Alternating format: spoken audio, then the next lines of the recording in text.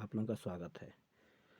आज एक क्वेश्चन मेरे स्टूडेंट के द्वारा पूछा गया था, मैं उसी का सलूशन लेकर आया हूँ।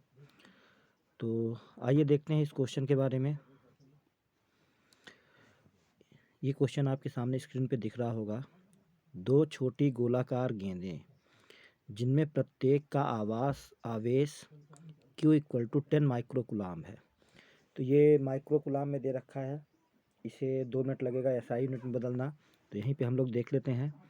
हमें आवेश दे रखा है Q इक्वल टू 10 माइक्रोकुलाम। इसे हम लिख सकते हैं 10 इंटू 10⁻⁻6 कुलाम। अब अगर आप ध्यान से देख पा रहे होगे तो यहाँ इसकी पावर +1 है और यहाँ पे इसकी पावर -6 है। आधार समान है तो घातें आपस में जुड़ेंगी, तो 6 में से 1 जाएगा तो आपके पास क्या रह जाएगा आवेश 10⁻⁻5 कुलाम। ठीक है ना। इस चीज़ को आप लोग ध्यान से देख लीजिए।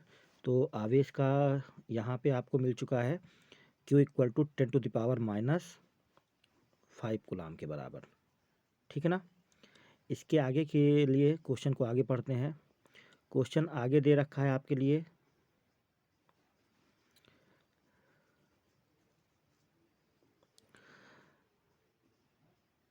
एक मीटर लंबे दो धागे कुचालक धागों की सहायता से छत के एक बिंदु से लटकाई जाती हैं। दोनों गेंदों पर 10⁻⁵ कुलाम का आवेश है और दोनों को कुचालक धागे के द्वारा एक छत से लटकाया जाता है। जब ये साम्यावस्था में होते हैं तो ये दोनों धागे एक दूसरे से 60 डिग्री के कोण पर पृथक हो जाते हैं। जैसा कि आप लोग चित्र पे देख पा रहे होंगे कि साम्यावस्था की अवस्था में इन दोनों के मध्य का कोण कितना है आपका 60 डिग्री, ये सबसे ऊपर है ना। इसे अपने दिमाग में बना के रखिएगा आप लोग। ठीक है। इसके आगे बोला जाता है आपसे प्रत्येक धागे में तनाव होगा, हर एक धागे का तनाव। एक्चुअल में अगर आपको मालूम ना हो तो मैं आपको छोटी जानकारी दे रहा हूँ। 11th क्लास में आप लोगों को पढ़ाया गया रहा होगा कि जब किसी चीज़ से, किसी धागे से, किसी पिंड से धागे के द्वारा कोई वस्तु लटकाई जाती है तो जितना बल इधर की ओर लगेगा उतना ही बल रस्सी इधर की ओर लगाएगा। तो विपरीत दिशा में लगने वाले इसी बल को ही हम लोग तनाव बल T के द्वारा दर्शाते हैं। ठीक है। तो मुझे हर एक रस्सी का यही तनाव बल ज्ञात करना है। तो इस चीज़ को देखने के लिए आइए चित्र को थोड़ा सा जूम करते हैं। हाँ, मैं पहले ही आपको बता दूं कि इस प्रश्न में हमारे पास ऑप्शन 1 18 न्यूटन, 1.8 न्यूटन, 0.18 न्यूटन और इनमें से कोई नहीं है। हालांकि मैं पहले ही आपको बता दूं कि कैलकुलेशन करके देखते हैं कितना आएगा, पर मेरे ख्याल से इस क्वेश्चन में कोई भी ऑप्शन इसका आंसर नहीं हो सकता है। आइए चेक करते हैं थोड़ा सा अपन लोग,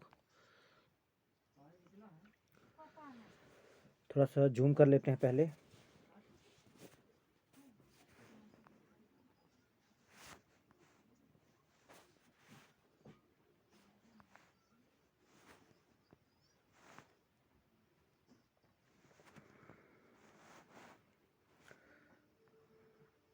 ताकि हमें पूरी तरह से दिख पाए।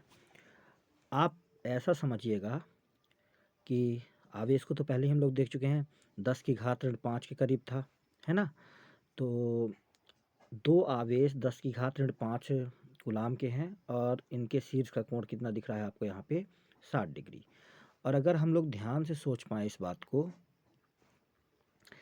तो ये दोनों रस्सियों की लंबाई 1-1 मीटर दे रखा है आपको। कितना दे रखा है 1-1 मीटर।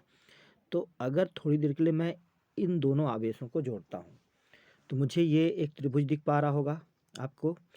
इस त्रिभुज में ये और ये रेखाएं क्या हैं परस्पर बराबर, तो समद्विबाहु त्रिभुज है। तो 100% ये कोण, इधर का कोण और इधर का कोण, ये दोनों कोण आपके इक्वल होंगे। और अगर ये दोनों कोण आपके इक्वल हैं तो अगर आप सोचिए तो एक कोण 60 डिग्री का है तो त्रिभुज के तीनों कोणों का योग 180 डिग्री होता है। ये दोनों कोण कितने हो जाएंगे 120 डिग्री। इन दोनों का योग 120 होगा, पर दोनों चूंकि इक्वल हैं तो इसलिए 120 का आधा ये कोण भी आपके कितने बनेंगे 60-60 डिग्री के। कितने बनेंगे 60-60 के। ठीक है ना।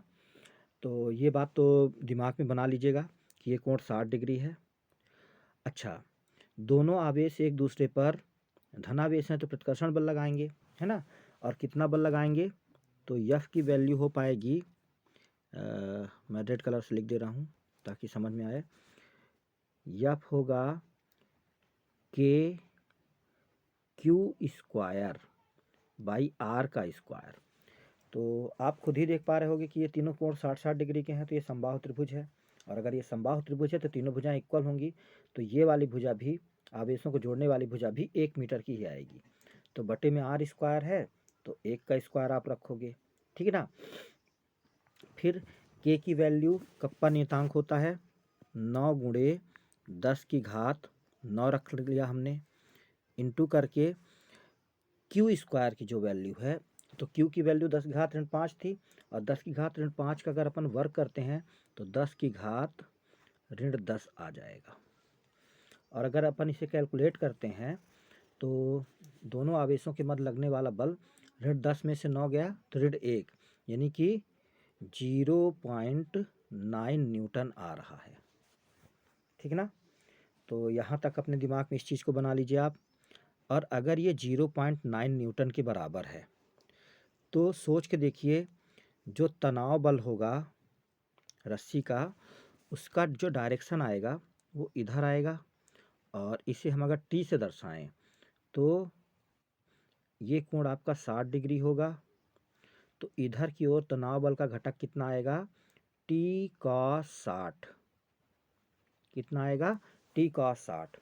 और ये टी कॉस 60 इन दोनों के मध्य लगने वाले स्थिर विद्युत बल यफ के बराबर आएगा, जिसकी वैल्यू हम लोग अभी अभी कैलकुलेट करके देखें 0.9 कूलाम था, ठीक है ना। तो T cos 60 equal to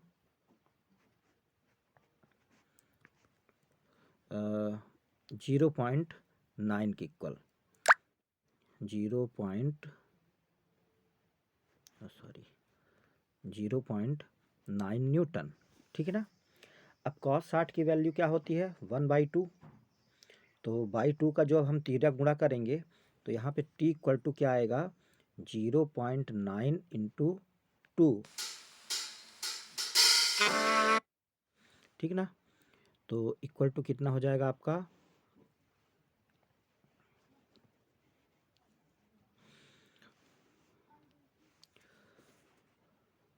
1.8 Newton. तो इतने कैलकुलेशन के बाद हमें एक बात तो स्पष्ट हो गई कि हमारी जो वैल्यू आ रही है 1.8 न्यूटन के करीब आ रही है। और अगर हम ऑप्शन को देखें तो ऑप्शन नंबर बी हमें सही लग पा रहा है, ये देखिए। पर